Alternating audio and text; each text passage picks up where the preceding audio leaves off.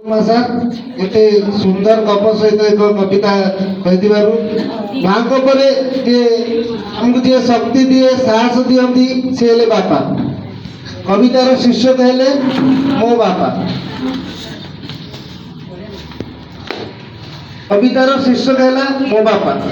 जिते आमे घरे रहू बापा गोटे गोटे कथा थाए आमे नुआ ड्रेस पिंधिले से पचारे केते टंका नेला जदि आमे तांको पाई ड्रेस आनिबा से कहबे हाँ मोर तो अच्छी तमे मो पाई कौन पाई आणुछ तम पाई किना सबु सुख सबु सबु अड़िअर्ती से सहीचंती एवं निजे कष्ट पाई आमको सुख रखिते तांको पाई एक छोट कविता।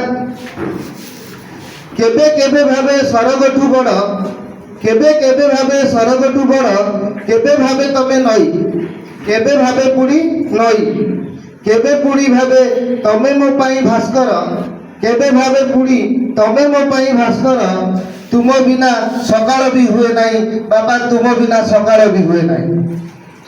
मो रातिर तमे एमिति स्वप्नटे मो रातिर तमे एमिति स्वप्नटे तुम पाई शांति रे जाए मु सोई तम पाई शांति रे जाए मु सोई बर गछ साजी छाई तो देइच बर गछ साजी छाई तो देइच तुमठू भल के नहीं बाबा तुमठू भल के नहीं।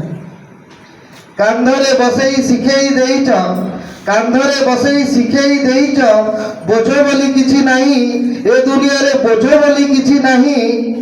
कोटि जन्म मोर पुण्य को पाई कोटि जन्म मोर पुण्य को पाई तुमको जीवन पाई बाबा तुमको जीवन पाई। धन्यवाद। तो अनुरोध करी रंजीत सार परवर्ती कार्यक्रम कही।